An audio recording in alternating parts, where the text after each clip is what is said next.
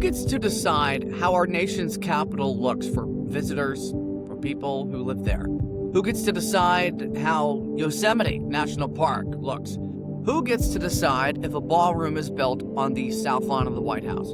All of these questions have been asked for decades. Congress ultimately made a decision that there is a process to follow in order to not only preserve monuments, memorials, public spaces, but in order to see if there are risks if something new is proposed, if an alteration is proposed. They wanted to know, how can we keep these stories and purpose of these monuments, of these public spaces alive without causing harm? I'm interviewing the head of the Cultural Landscape Foundation. His name's Charles Birnbaum. The TCLF is an advisory group, a key stakeholder that works in concert with the National Park Service in order to mitigate any possible adverse impacts, bad results of any project that is proposed on National Park Service land.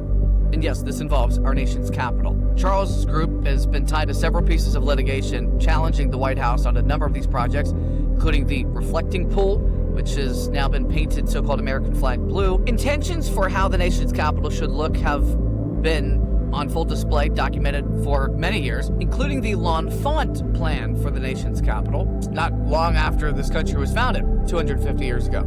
Is this moment different? How much of a difference is 2026 when we're seeing all of these projects proposed compared to previous years under previous administration? And an overarching question here, what does it mean to preserve history when people in power are trying to change it? Changing physical space that reflects that history. Sure, the National Mall has changed over the years. We've built monuments, we've built memorials. Think of the Martin Luther King Jr. Memorial, the FDR Memorial, the Vietnam Memorial, the Korean Memorial. And the latest memorial to be proposed is to honor those who served during the War on Terror after 9/11. So who actually gets a say in all of these changes? And how much power does the president have to reshape the nation's capital? Charles is tied up in some litigation here against some of the White House's proposals, but I wanted to ask him, contextually speaking, from his experience, not only in the Cultural Landscape Foundation as from this advisory group's perspective, but also in his many years working with the National Park Service,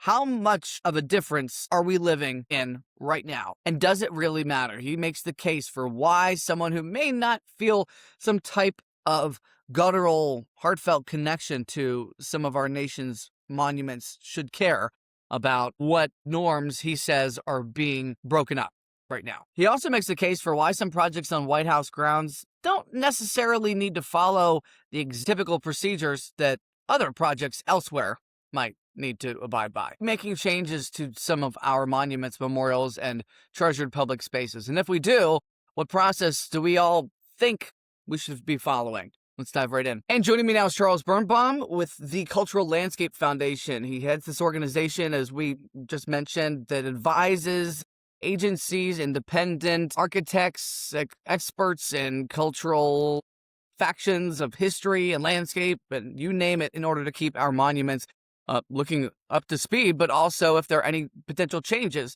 to them. And so Charles has a deep, rich history in making sure that some of America's most storied institutions stay preserved. So Charles, I appreciate you joining Byline. Thank you. You bet, Ben. Great to be here. I want to ask you first and foremost, there have been so many physical changes.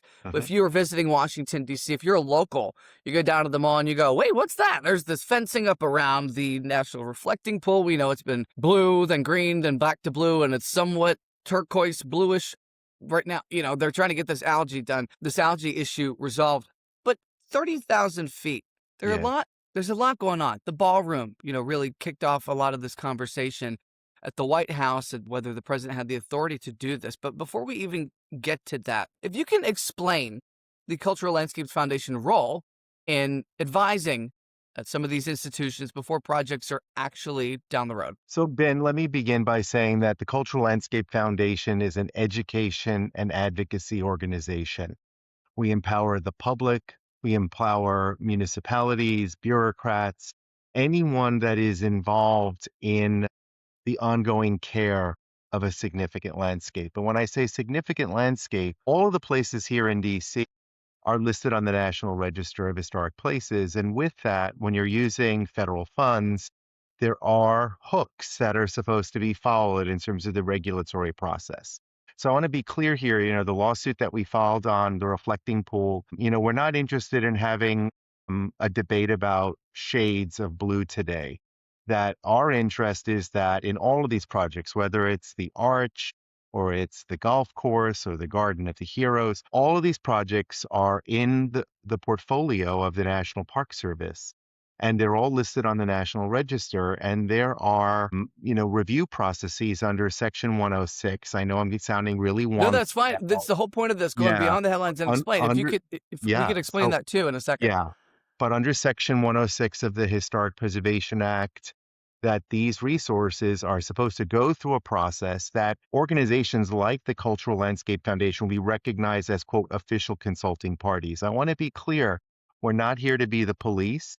We're not here to be the police of Washington, D.C. We cast a wide net. We look at all landscapes, from those affected by change that are witnesses to history, like we have a digital guide to African American cultural landscapes with over 200 sites. We also have a global reach. We are the home of the Oberlander International Prize in Landscape Architecture, which, like the Pritzker, has a $100,000 purse. In your introduction of me, Ben, you used the word preserve. And we recognize in our work that we're really interested in managing change, so that no landscape is going to be frozen in time. That is the challenge, especially in this age of, as we just saw, record-breaking temperatures and the hottest 4th of July on record Brutal. in the nation's capital's history. So we're interested in managing change. And if I were to take a side view to Section 106, here's the important thing for your listeners. The letter of the law for the Park Service, who are the stewards, who are intended to facilitate and manage this project for the public and the resources benefit, is they have to avoid, minimize, and mitigate any adverse effects. So to give a really simple example, the Arch, which we have not been recognized as a consulting party, along with 5 other organizations that have current lawsuits pending with the National Park Service or the federal government, because we share the same concerns about process being followed. In the case of the Arch, if they were going to avoid, minimize, and mitigate, they would look at alternative sites. They would look at diminishing the scale of the Arch, which would be the second largest monument after the Washington Monument in the nation's capital in the history of our country. So the reality is that there's a lot at stake here in a city that is the only U.S. city that can boast having plans that are both Baroque and Beaux-Arts, that is one of the best planned cities in the U.S. and stands shoulder to shoulder with the greatest capital cities around the globe. Let We me. should, yeah. No, that's okay, because we can get into specific projects. Obviously, there's specific litigation that you're tied into as well. But can we take a step back a little bit more? Was there one event, was there a series of events that led up to this Section 106 where Congress said, hey, we want to make sure that we are preserving our monuments and our memorials? Explain that. Yeah, so there was something called the Historic Preservation Act of 1966. And with that act, we put in place a modern structure on how to safeguard and steward our nation's heritage. So, for example, we have the National Register program. We also, which there's over 1 million properties that are on the National Register. There's only about 2,000 that have significance in landscape architecture, which is where we step in often for any significant landscape. There's also the National Historic Landmark Program, of which there's about a more elite group, about 2,800. So we also have, as part of that work, we have state and federal opportunities for support. So every state has a state historic preservation office. DC has a historic preservation office as well. And that is where Section 106 would also be engaged. So in the case of these resources, the Park Service, who wrote those policies, they're the keeper of the standards. So what does that mean, Ben? When we hear preservation, restoration, rehabilitation, reconstruction, those are the standards. The Secretary of the Interior is housed at the National Park Service. They're revisited about every 25 years. In my past life, in 1992 to 2007, I managed a national program for the National Park Service called the Historic Landscape Initiative. I was basically hired to take those 4 standards and write the guidelines to apply them to landscapes. So in a way that Those guidelines had existed for building architecture for decades. They did not exist for landscapes.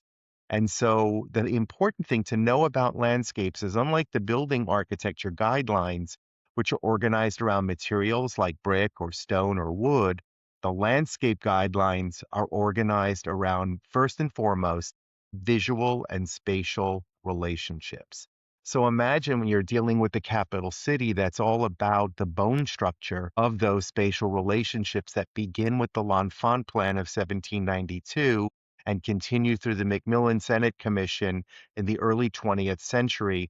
That is our DNA. That is our bone structure. That is where we begin when we're managing change. So I'll give you just one example. One thing comes to mind. Yes. Hold your thought. And that was the recent reporting that I did after this meeting involving these stakeholders you're talking about, including the Cultural Landscape Foundation and the National Park Service, of this new White House Visitor Center. This is just south of the Treasury Department, which is just east of the White House for anybody who's not necessarily familiar with the geospace of Washington, D.C. And there was a park there, and the initial plan was that this visitor center would be underground. Now there's a new proposal, it would be above ground, but it caught my mind in this proposal, this updated proposal. It said it does not obstruct existing views of the National Mall and the Washington Monument, which is, I guess, where you're going right here. So let me just say, and as critical as I have been about the National Park Service and these other projects, I'd like to commend the National Park Service for their leadership and doing their due diligence in Section 106 under that project. So I can tell you, as an official consulting party, the Cultural Landscape Foundation has attended 3 meetings that have roughly taken place every month for the past 3 months. And that process has evolved. It has shaped the design. It has done everything that the letter of the law intended to happen to avoid, minimize, mitigate adverse effects. Ben, if you were to look at side by side where the project started and where it is now, it's incredible. And it shows how the process works. I mean, when we sat in those meetings, I suddenly felt like Bill Murray in Groundhog Day, thinking, gosh, I've been here before. And I know that this is how it's supposed to work. And so when people say, well, we don't have time, it's the 250th anniversary, what I've told others is that the 250th anniversary did not sneak up on us. We knew that it was coming. And that, if you actually look at all the writing that's taken place about the Bicentennial Commission in 1976, we understand what happens when a country plans collectively across bureaucracies to celebrate a milestone anniversary. And this project also illustrates that you can still work within a given structure and do that process with the goal of doing no harm. And I think that that project is on very solid footing to most likely move forward and continue to be refined and ultimately approved. And so I think it really behooves us as an education and advocacy organization on that project to say bravo to the National Park Service for the work that they've done. I also want to thank the DC Preservation Office and their leadership for really providing a great framework and a structure and really being first-rate negotiators and putting the resource first. So I hope the agency will choose to listen to the DC SHPO as closely on projects like the Arch, where you might have seen the reporting this past weekend that the Deputy State Historic Preservation Officer, David Maloney, has been very clear that they will not support the Arch in the current situation, and a great number of other organizations, ourselves included, and this morning the Commission of Fine Arts, the Committee of 100 have issued a letter this morning also supporting the DC Historic Preservation Office, and we say we concur. And the hope is that the Park Service will listen and look at alternative sites that could accomplish multiple goals. I will look at that letter. If you afford me the chance to take a look at I have not had a chance to view it yet, but that's something I definitely want to review. We can send those along to you as well. Sure. Let me ask you now, who ultimately decides who gets to change any of America's cultural landscapes, monuments, memorials? So I want to be really careful here because the process has worked a certain way for many generations and all bets are off these days. Well, let me rephrase it. Historically, who Yes. ultimately Okay. decides how these public spaces get changed? Because we know the president Sure. is going full force on a number of them. So I think first and foremost, let's start with anything. So all of these projects are in the monumental core. And I will say that the White House is a little different in terms of what they're required to do and what they're not required to do. It's a little different. So I want to be very clear about that. But I will also say that if we look at Trump's first term and we see when the fence height was increased to 13 feet or the tennis pavilion was designed and built and constructed, we know that there's a precedent for the White House liaising with the CFA to do, to again, to avoid, minimize, and mitigate adverse effects, even though there's more flexibility about what happens at the White House. So I want to pull that out separately. All of these other sites, and they go through a process. For me, the best example that I could think of where you think, God, this really can take a very long time would be the FDR Memorial, which took almost 25 years plus or minus from winning a design competition to the project getting final approvals, What right? was the So, holdup on that project? well, the design evolved. I mean, there's always a process. We can look at the Eisenhower more recently. I can speak from firsthand experience during Trump's first term that we went through a process on Pershing Park, where again, it was a design competition. The design competition began where it was going to be leveled the site, which, as you might know, is sunken Hmm. because it has 14 lanes of traffic on Pennsylvania Avenue on either side of it. So having that bowl to create that space was important. There was also water there. The competition didn't want water. And if you go there today, you can see how that was negotiated. It took about 3 years probably. But what happened there is that landscape was determined eligible for the National Register. The Park Service did their due diligence, which they're required to do, and then they try to avoid, minimize, and mitigate adverse effects while still accommodating the memorial that had been approved by Congress.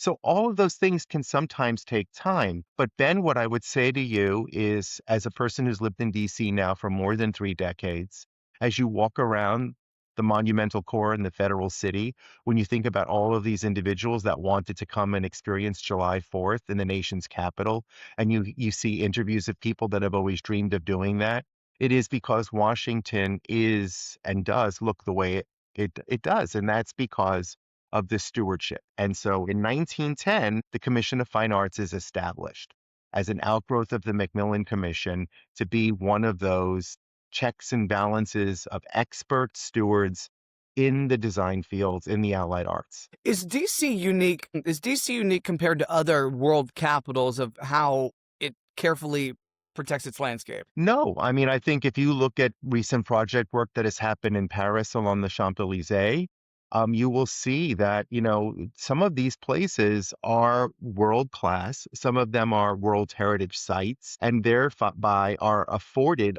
a level of stewardship that they require. These require curatorial expertise. We are managing iconic resources that are held in the public's trust. It's like going to a museum that has a painting restoration. You're not going to ask the security guard to do that in the same way you're likely not going to ask someone doing swimming pools in resorts to do the work at the most iconic water feature in the nation's capital, one of the most iconic water features in the country, the reflecting pool. I want to go back to your point about the White House being some projects there being a possible outlier. Do you think that security, the word security, keeping the premises, prone from outside attacks, that is cause for any potential development that is on that land, which the president has said before, he wants this to be the most secure, I'm paraphrasing here, but a very secure facility, this ballroom.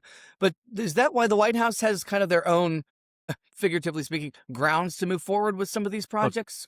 anything in the monumental core, it fits within a balancing act of having a place be democratic and open and porous, as well as balancing security. Like when you look at one of my favorite projects, for example, is the Olin project that was led by the great landscape architect Laurie Olin, where there is that, you might know, around the circle of the Washington Monument or around the Jefferson Memorial, there are these elevated walls that also serve as seat walls. That was in lieu of having an army of bollards, right? Because it still allows it to be porous without Hmm. it being cut off.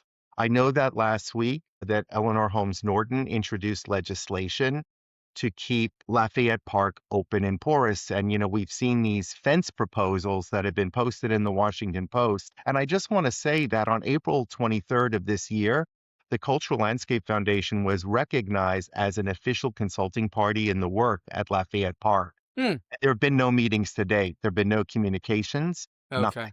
And yet here it is, the project once again seems to be advancing, and now there is a proposal to put up even more fencing permanently.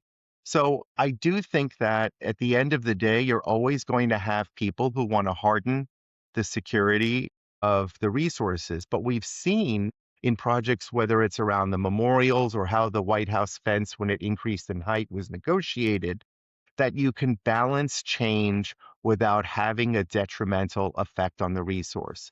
For those people that may not know Washington, D.C., or don't know the nuance of these resources, it's like making a building available to be accessible to all, making it handicap accessible. And so to provide a dignified arrival experience for everyone, but you do that while you try to do no harm to the historic resource. And so, one of the things that happens in Washington, in a way that the big joke, I think, about Giuliani was what was it about an adjective in 911? I think there's a lot of throwing around security for the White House, but it doesn't mean that the resource should be diminished, that there should be an adverse effect in a way that the scale of the ballroom destroys what has been character defining of that landscape since Olmsted Jr.'s 1935 design, which has been the North Star. So what we've done there is we're giving over open space, we're giving over the large trees and dappled light over lawn, a symbol of democracy, the purity of the ellipses, which are now being interrupted to accommodate a new building. And an ellipse in itself is a symbol of harmony. To me, the ellipse that is being altered is a symbol of this project and the lack of harmony that the administration is taking to its approach to cultural resources and viewing these as objects in space the way a developer might. Who knows how the nation's capital is going to look once all these projects are completed, if at all some of these projects are completed, right? So historically, aside from President Trump, which presidents have left the biggest physical mark on the nation's capital, would you say? Not necessarily since the streets were laid out in this cross-sectional grid and we have our roundabouts, and, that certainly reflects Parisian streets as I understand it. But I would say maybe in the last 100, 150 years. I don't, I mean, I think obviously the Macmillan Commission, I mean, if we were to start with L'Enfant and Jefferson, engaging him, and we look at the L'Enfant Commission, but I mean, pardon me, the Macmillan Commission, but the person that I want to call out right now is it's not just the presidents, it's also first ladies. Hmm. We know that Lady Bird Johnson had her beautification program that did much for this nation. Yep. But I think specifically one of the things that's happening right before our eyes right now in the nation's capital is this administration is actively destroying women's history, that began with the demolition of the East Wing, which was the lair of the First Lady. We've seen the alterations to the pair of gardens that Mrs. Kennedy did in concert with Bunny Mellon. And now we don't know what's going to happen at Lafayette Park, where its revitalization was spearheaded by Mrs. Kennedy, working with the architect John Carl Warnicki, and it also was the connective tissue to the Renwick. For those of you that have been to the Renwick for, in recent years, that building was rescued and saved because of Mrs. Kennedy. And so when we think about Mrs. Kennedy, both in terms of her import in women's history, her role in saving Grand Central Station with Philip Johnson in New York, as a trailblazer in the historic preservation movement, the reality is that we're losing that precious history. In answering your question, I could unpack Nellie Taft's, cherry trees on the tidal basin, which were significant when they were donated by the Chinese government. So I would say that Chinese or Japanese? excuse me, thank you, sir, No Japanese. problem. Thank you. But I think that at the end of the day, it is not just the president, but the first lady who have had impactful sort of. But I think the important thing in your question, Ben, is that these changes happen with continuity, that they understand that they're part of the symphonic language that is the cornerstones of the L'Enfant and Macmillan commissions and how the city got built out. And I think that that's what's most important here is that the majority of these projects for actually adding to the city's civic patrimony have happened with respect to that ongoing civic language of its visual and spatial construct that is Washington, D.C. And the Renwick Art Gallery that you're mentioning, for those who are not necessarily familiar, this is this art gallery that's along Pennsylvania Avenue, steps from the White House, right next door to where presidents-elect and soon-to-be first ladies typically, historically, have spent the night before the inauguration, but they're just adding some context there. I do want to ask, though, does every single presidential administration try to leave some physical mark that they were there sleeping in the White House by establishing some sort of physical project, whether it be the First Lady, on the White House grounds, or elsewhere? Does every administration tend to leave some physical mark? You know, Ben, I'm not a White House historian, and That's so fair. I'm a little challenged with your question. I would say that for me, what I've always looked at is the role that the administration plays in the landscape architecture of and the built fabric of a city. That's fair. And I also think the other piece of this is, if you will, that it's not just what happens in Washington on our grounds, but if you think about, we talked about, for example, Frederick Law Olmsted Jr., who was the unsung hero, I think, working with Francis Bacon on the Lincoln Memorial. The other thing is in 1915, for example, Olmsted Jr., who is working with the Commission of Fine Arts as a volunteer, as a former commissioner. I mean, he was involved both as a commissioner, as a founding commissioner in 1910, but in 1915, he is the only living survivor of the Macmillan Commission plan. And one of the things he points out is that if we were to build an arch now that the Lincoln Memorial was under construction, and these were his words, not mine, it would be a slap in the face to the Lincoln Memorial. Now, I mentioned this not just because we talked about the arch, but 1 year later, Frederick Law Olmsted Jr. writes the enabling legislation for the National Park Service known as the Organic Act. And the Organic Act has been the framework, the mission, the values, the vision of that agency since he crafted that legislation. So the legacy is not just bricks and mortar or public art in Washington. It can be a profound impact through enabling legislation. And in the case of Frederick Law Olmsted Jr., he cast a very long shadow, not only on Washington, D.C.'s built landscape heritage, but also the nation for all generations to come by writing the Organic Act. I want to ask you about the arch because many of these projects, almost all of them that President Trump has either proposed or actually has started putting shovels into the ground for, politics have entered the projects themselves versus updating memorials, landscapes, monuments in order to preserve them. If someone had 100% good intentions that they wanted to build this arch where it is before you enter Arlington National Cemetery on the west side of the Memorial Bridge, because they wanted to, say, honor America's 250-year-long history since the Declaration was signed, why would you still oppose a project like that? And I presume it's because that it would obstruct the longstanding view between Arlington National and the memorial itself. If the good intentions are there, would you Yeah. still oppose it? So let's be clear here that that's not I mean, I don't think that's the right question. And it's not an arch or nothing. It's like either I get my arch or I'm going to take my toys and go play somewhere else. Let's look at the competition. And the other thing to notice here is all the memorials that we've talked about, they all began as competitions where a jury of peers and experts came together before it even began the public process of getting Mm. built. Again, if it's after 1910 and the Commission of Fine Arts, there's a public process.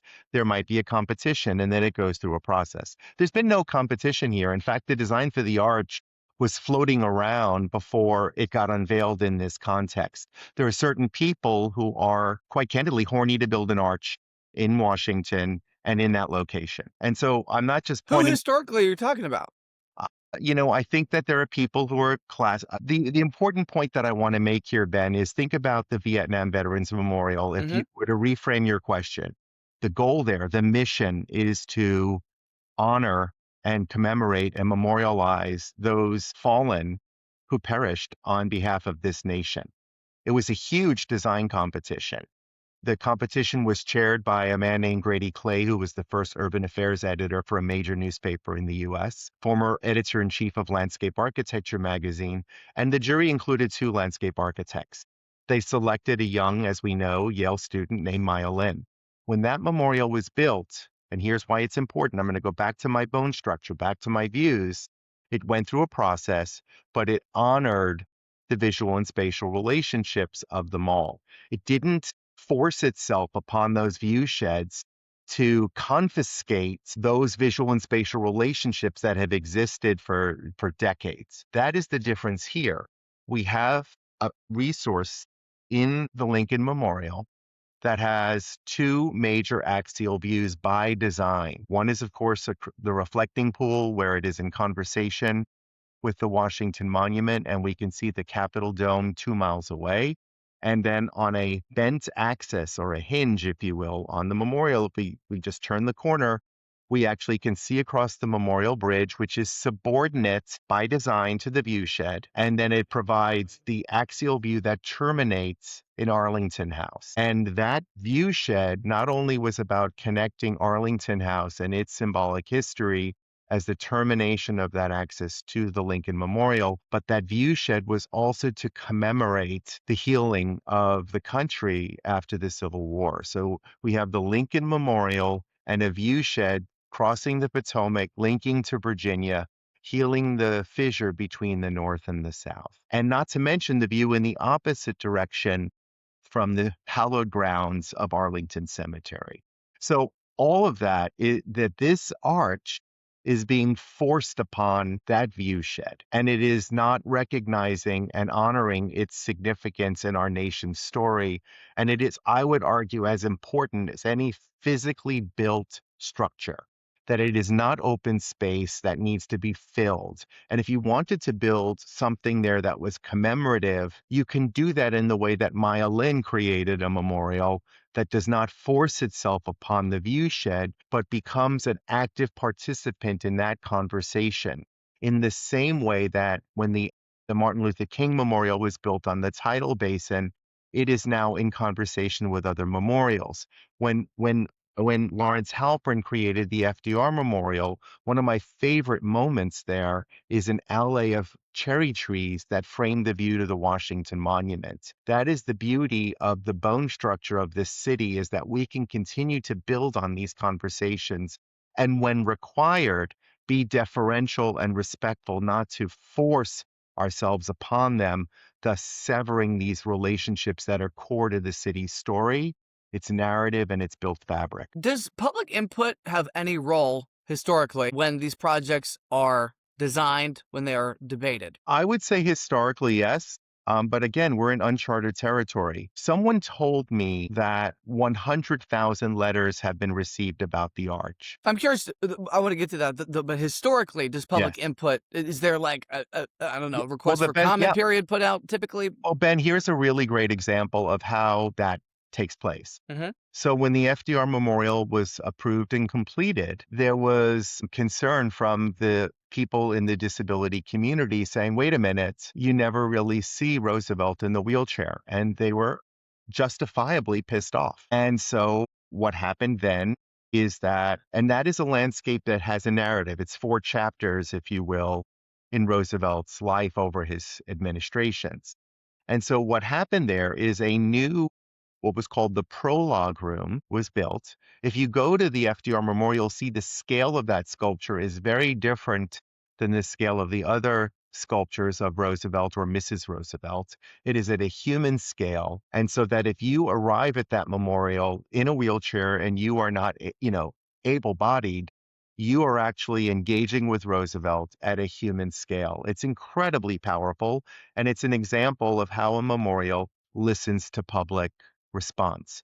We also know that at the Vietnam Veterans Memorial, that an additional sculpture and a flagpole were added. So these things can happen both in the design process and then after the design process is over. So, yes, I would say historically that Washington has been pretty good about listening to public concerns. Is there a misconception people might have of what preservationists actually do? Have you run across that? Well, first of all, I don't use that word because I think it's a derogatory term. I Okay. think that the term is weaponized by bureaucrats and politicians and the media and developers who want to get projects through and quote streamline a process. I think that the reality is that there is an incredible amount of our heritage that survives because of, you know, the sort of garden club ladies and people in tennis sneakers. And I do think that sometimes, in all fairness, Ben, that there are some communities that are very frustrated and they try to be obstructionists, but they're a very small minority. That the beautiful thing about, and I know I'm going to sound geeky here, but Be as geeky as you'd like. the beautiful thing about the standards for rehabilitation is that they are all about managing change. And at the end of the day, rehabilitation is design. And so when we Hmm. think about places, whether it's Faneuil Hall or Boston or Philadelphia's landscape associated with Independence Hall, I mean, there are scores of examples that I can point to where a landscape, its design intent, its bone structure has been respected without it being destroyed or significantly altered with an adverse effect.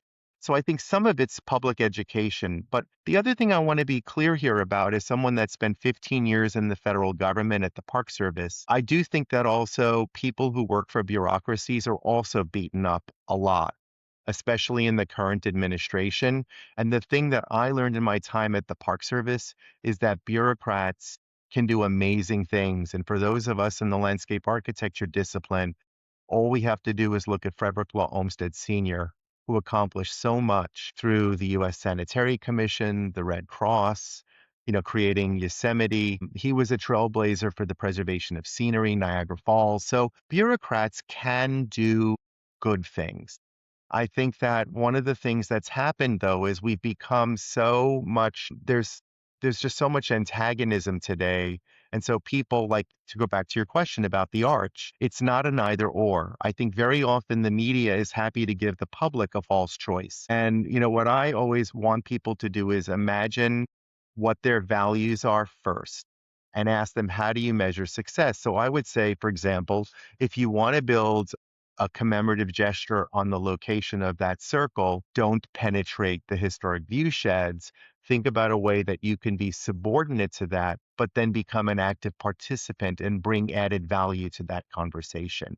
And that's what we've seen with the nation's capital's greatest monuments and memorials is they build out on that conversation and that dialogue and they become active participants because at the end of the day, history marches on and there's always going to be stories that are new to be told. Prior to Trump 2.0, the president's second term, were there any administrations, or let me actually just go higher up in the sky here, were there any projects that moved on an expedited timeline that did not, as you say, manage change effectively and ultimately took away from the original design intent of a previous project? All I can say is that when I look at the current situation and I see the National Park Service saying that their projects have no adverse effect, or I look at the Commission of Fine Arts where there is not a landscape architect on that commission right now, and in fact, some of the people don't have the proper qualifications to serve as commissioners, that we are in a very different place than we have ever been historically.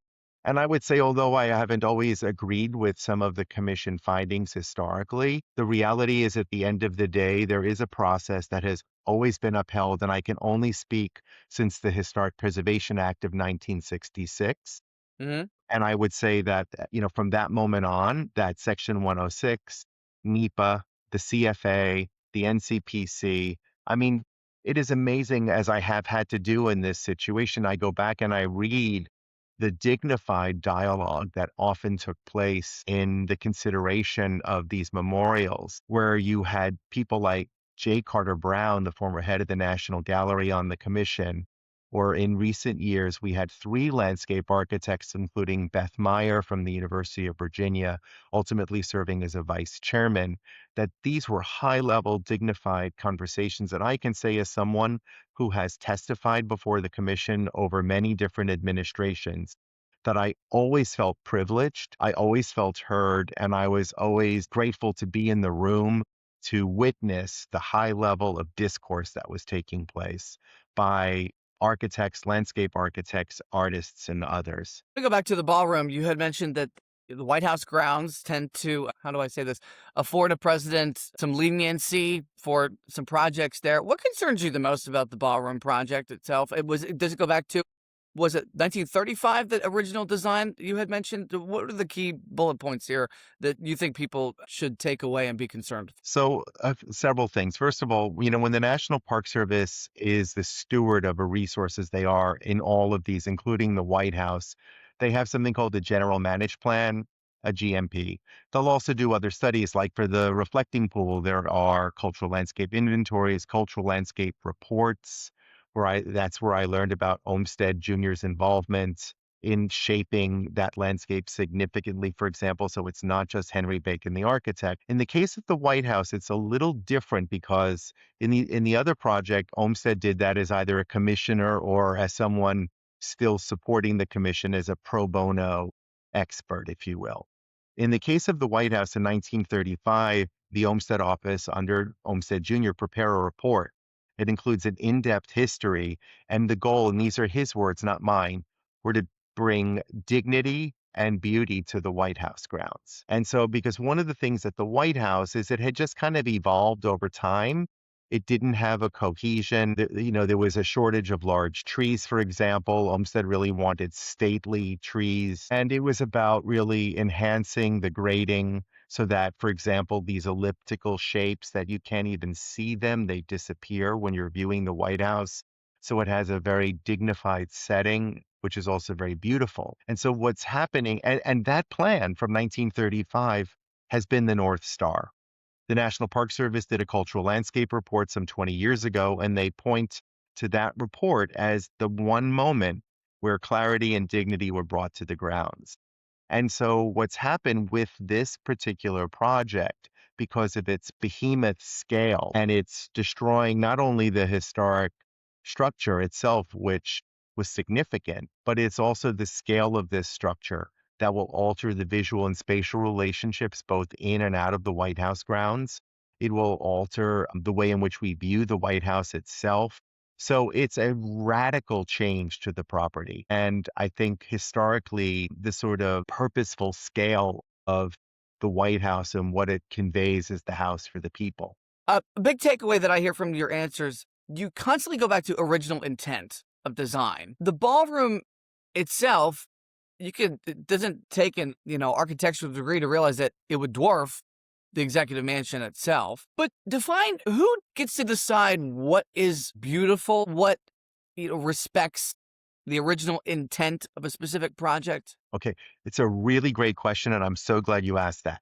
When you're dealing with a historic resource like the White House or any of these projects that are designated, that when I mention the National Park Service, that they have to make sure that I go back to my do no harm, avoid, minimize, mitigate. So when something is listed and designated on the National Register as a National Historic Landmark, there are 7 aspects to integrity. So integrity and authenticity are what give a place a power of place, right? So the actual tangible fabric. Now, 2 things. The 7 aspects of integrity include things like material and craftsmanship. But the other 2 that it concludes with are feeling and association.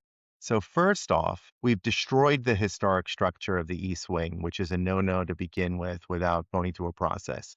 And now, because of the scale of this behemoth structure, not only are we altering visual and spatial relationships and the way in which shadow is cast across the lawn from large trees, now a big building not being able to visually penetrate the perimeter fence, but we're changing the feeling and association. And so authenticity is the ability of a property to convey its significance. So a lot of the project work that's proposed right now is we're destroying historic fabric and we're forcing things upon it. We're forcing a ballroom. We're forcing an arch. We're forcing a new golf course. We're forcing the Garden of Heroes. We're obliterating the actual historic fabric that gives the place its power and its authenticity and its significance. So the authenticity and significance are really key in historic preservation. They are tools for measuring the sort of quality and the character of a place. So that's the problem here is we have already altered it significantly by destroying the East Wing where history happened.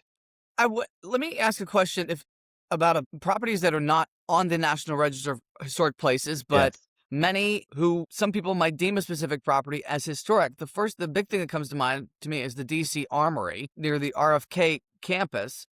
I know the National Guard's presence in DC was fashioned and it was a brainchild of FDR. I know that for 8 decades, the Guard has been at the DC Armory itself.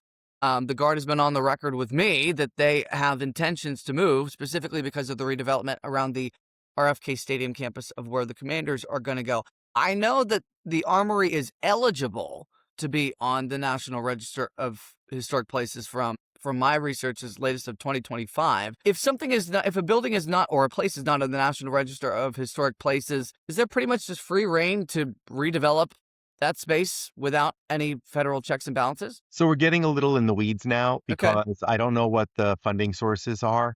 But the important thing that I would say, if I was a person who was a professional working on that project and a determination of eligibility, what's called in slang a DOE, if a DOE had been completed for that building, even if it's not designated, I would do my due diligence to do no harm.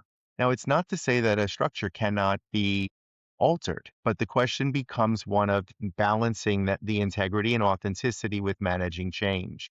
Think about how often, for example, today we have historic buildings that were modernist, where the ground floor was very inhumane, that are now opened up. Like a good example would be the Boston Public Library, a celebrated historic structure that had an addition by I.M. Pei. That's all been opened up now. That's rehabilitation, right? I do technical work on projects outside of Washington. I'm consulting on Lincoln Center right now with Mm. the architects Weiss and Manfredi and the landscape architect Walter Hood.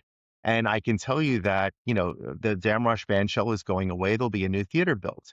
So the question always becomes one of nuance in terms of managing change, minimizing harm, and in the case of Lincoln Center, honoring, we mentioned design intent, the visual and spatial structure that was established in its original design by the celebrated landscape architect Dan Kiley. So I can't get specific with you, Ben, about the Armory because I don't know the project well enough. But what I can say is that for me as a professional, if something's been determined eligible, I would apply the same framework in my work to do my due diligence. And it's not to say that it can't be altered. The question is how that's done, how that change is managed. And that's one of the great challenges and opportunities in people that are historic preservation professionals. And there are many people that do that well. I want to end on just one, two, three philosophical questions, and it kind of is born out of this idea. And I don't want to put words in your mouth, but it sounds like to me that you do believe redevelopment and historic preservation can strengthen each other instead of actually competing. Yeah. I'll tell you one of my favorite projects in the country, and it seems appropriate just on the other side of our anniversary that just took place, is Society Hill in Philadelphia. Society Hill was created during an era of urban renewal. And everything that happened during that time under the city planner, Ed Bacon, is not a success story in this same way. But Society Hill is a historic district that was one of the largest collections of Regency, if not the largest Regency style architecture in America. It had areas where there had been buildings that had been lost that had become surface parking. It was a neighborhood that was, sort of very diverse economically. And so when this project moved forward and they put towers there, as they would in kind of an era of urban renewal and Miesian development, they actually created new buildings and landscapes using historic materials to scale in a modern way. They were very careful that people were not pushed out because of the revitalization efforts that so often push people out of communities, as we know, in more recent years. Mm. And to me, it's a spectacular example of managing change, that it is part of a larger language where the new modern buildings by I.M. Pei, Mitchell Gergela, the landscape architect Arthur Collins. Really, the projects now have stood the test of time, and what really speaks to that is that the historic district has been updated to include the projects from the 1960s as now having significance in their own right. So they go hand in glove in very much the same way that managing change in the federal city is essential. So I do think you can have new development without destroying historic fabric. And the last thing I'll just say about this, Ben, because there's real economics behind this, the public wants to see the real thing. There's a reason why people queue up for a half hour at the World Trade Center to be photographed in front of a malformed Bradford pear tree because it was the witness tree. It is living connective tissue. It is an Alice in Wonderland hole for us to fall into and have a tangible living connection, genetic connection to the horrific of events of that day. And so people do want to see the real thing, and people will pay to see the real thing.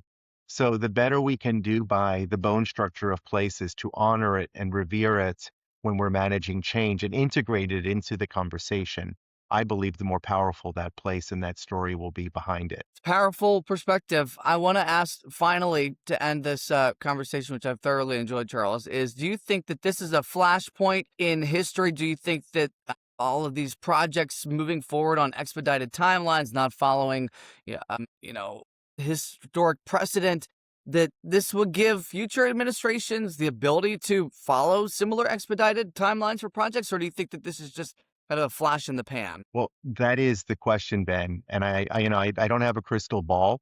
I mean, I think part of the reason I can only speak for the Cultural Landscape Foundation and why we have, filed lawsuits and have participated in others. I think at the end of the day, I don't know how you put the genie back in the bottle if these projects move forward. Hmm. That, the real concern is in the future administrations or even at a state level. If a governor says, I don't want to go through this process, get it done, we're going to ignore Section 106, just like the president did. We're going to ignore NEPA. We're not going to go through the regulatory process. We're going to manipulate it and treat it in a way that we call a streamline review, which the administration has even put in writing that they couldn't do on the reflecting pool. And nevertheless, they did it, as they said, because of pressure from the administration. So I have a great concern about that. The flip side is, I think that you asked me a question earlier about preservationists. I think that when I worked for the Which is a dirty word, you said. well, I think it is viewed that way, and the Mm-hmm. media doesn't help because the public doesn't understand. The reality is that when I start talking about 106 or NEPA, most people start glazing over. That it just sounds like a bureaucrat talking. And at the end of the day, the reality is that rehabilitation and design, the most celebrated places that we go to, think of almost any museum. I mean, the Frick, for example, which we advocated and helped to save the Russell Page Garden, that garden could have been a sacrificial lamb for a project that didn't need to destroy it. What I think we're seeing now is a wake up call for the public. This is the other side of the equation that gives me hope. When I hear these enormous letters that are being sent to the administration, I have a stack of postcards that have been sent to me by Garden Club members thanking us for our advocacy efforts that are handwritten predominantly from the Garden Club in Austin, Texas, which is a hallowed garden club for me because it was Lady Bird Johnson's I was purview. going to ask what the connection was with LBJ. Okay. Yeah. And so those things give me hope. And my hope is that the movement, if you will, if we could even still call it that, they need to sort of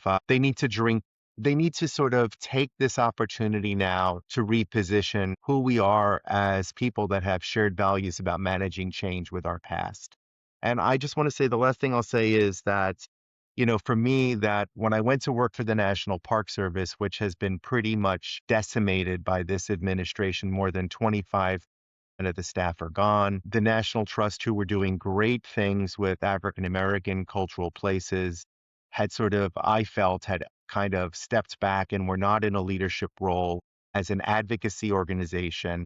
And to see the trust lead the charge on the ballroom for me gave me tremendous hope and admiration. And I think to me, it's a symbol of a wake up call for what we used to call the historic preservation movement. And what it becomes and what that coalition looks like is yet to be determined. But I view this moment that we're in now as a tremendous opportunity to build a much tent and a much bigger approach to making places visible and helping the public to work in concert with the public to gain a better understanding of place to move forward.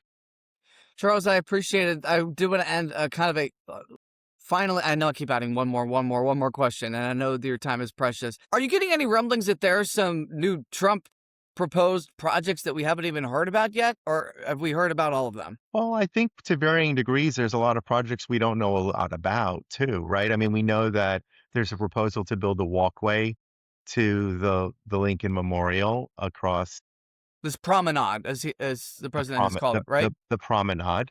But, at the end of the day, I mean, I think about the hearing that just took place last week on the golf course, and we see these pictures of, sorry, pardon me. We see these pictures of, that are renderings, if you will, and the judge basically trying to get to the bottom of things to understand where the project is, if it's designed. And, this is a dilemma because, again, we would have normally this process like we had with the visitor center playing out, in Sherman Park that we talked about, where people come in with schematics and there's discussions. And Right. so I think there's a lot of, the administration holds their cards very close and they only reveal what they want to reveal.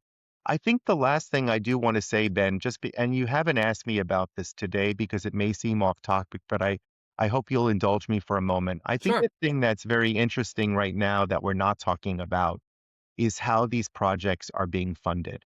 And although I'm not going to get in here and look at a line item by line item, but what I do want to say is that we do know that the pass through for the White House has been the Trust for the National Mall. And we've heard that Freedom 250 is an LLC that is part of the National Park Foundation.